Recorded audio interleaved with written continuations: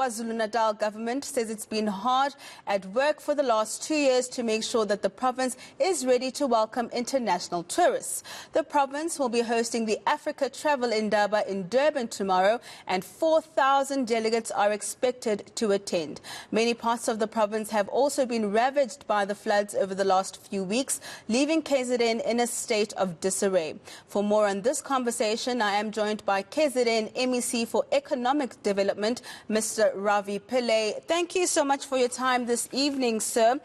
For those who don't know what this conference is about, perhaps just take our viewers through what the Africa Travel Indaba is about. Thank you very much, Linda, and good evening to your viewers. The Africa Trade Indaba is tourism Indaba is the largest and most prestigious gathering of those in the tourism industry on the continent.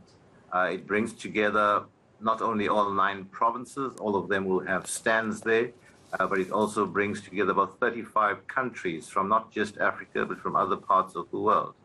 It's an opportunity for tour operators, airlines, marketing organizations, and yes, tourism product producers to market their products. So it's a time for them to get together. Many deals are struck.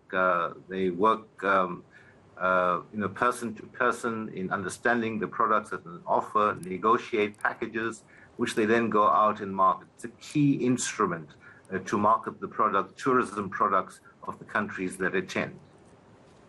Mr. Pillay, obviously this is quite a significant event for an industry that's been quite hard hit by the pandemic.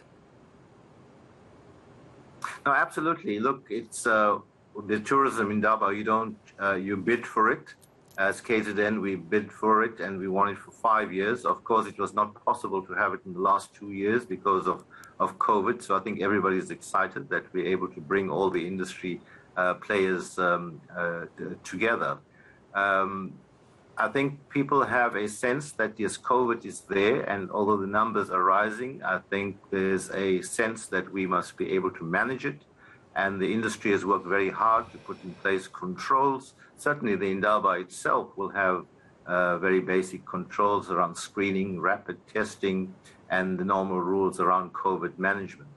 We think that people generally, apart from being vaccinated to the required extent, have a built-in consciousness now about the discipline that they should apply.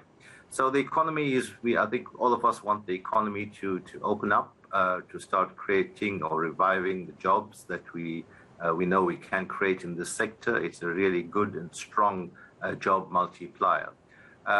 Worldwide, I think we're beginning to see the airlines starting to get back to, not quite there into pre-COVID levels yet, but a number of routes are being reopened. A number of new routes directly for us in KZN are also being opened. So we think it's an important first step after COVID to get the industry moving again. From the statement, Mr. Pillay, I see it says KZN is open for business, but of course we've seen the effects of the devastating floods with over 40,000 people displaced. Just how much of a setback is this for the province, and especially trying to get tourists back in? Look, it was a tremendous setback, but we've worked very hard. Let's not forget that there was and still is a humanitarian crisis which we are dealing with. Lives were lost, homes were destroyed, and government is working very hard together with civil society in managing and helping us to recover from that. Of course, the biggest hit was in respect of our infrastructure, water, electricity, roads in the main. But we've worked, as I say, very hard to make sure that we restore those services. And as far as the tourism areas are concerned, we've put in place plans to ensure that they do not impact on the tourism sector. So yes, we're still at hard work, but getting the economy back on track is equally important part of the recovery. And of course, it's called the Africa Travel Indaba. What other countries are we partnering with? Yes, it's Africa Travel Indaba, but it targets the world. So we have 35 countries from all parts of the world, including Africa, that will attend. So you'll have the normal markets like USA, UK, much of Europe, and parts of the East. We also have from DRC to Zimbabwe to Angola to Nigeria. I think Nigeria has got about 65 non-hosted, what we call non-hosted buyers. In other words, they're coming on their own steam to market their products. So altogether, we have 235 hosted buyers and another 115 non-hosted buyers. These are people who will be exhibiting their products. So there's very, very strong participation from the continent. And of course, we as South Africa and all 9 provinces will be competing for their share. Quite interesting, Mr. Pillay. I mean, of course, we're looking to see this travel Indaba to give some kind of local economic boost, especially for KZN.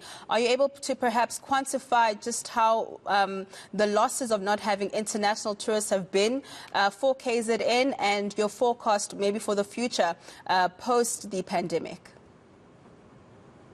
Well, we're quite modest about our expectations for this Indaba. What we expect it to be near 100 million rand in terms of direct and indirect impact. But I must say that the following week we are having the United Nations Child Labor Conference. Those numbers will be double that of the travel Indaba. So we think we're reaching momentum and reaching a critical mass that will take us to a new level. Collectively, we would expect a 250 million rand impact for those two events in this month of May. But remember, we're also building up now to the July vacation period. We have the famous Durban July race that's coming up. We have thereafter the Comrades Marathon that's coming up. And it's a very, very beautiful part of the year from a weather point of view. You know, we don't have winter in KZN. Mr. Pillay, I mean, you did speak about how there's been a lot of infrastructure damage, but quite a lot of events planned for the province. How long are you seeing the fixing of the infrastructure is going to take? Well, we've prioritized infrastructure relating to the economy, apart from that which is urgent for emergency community need.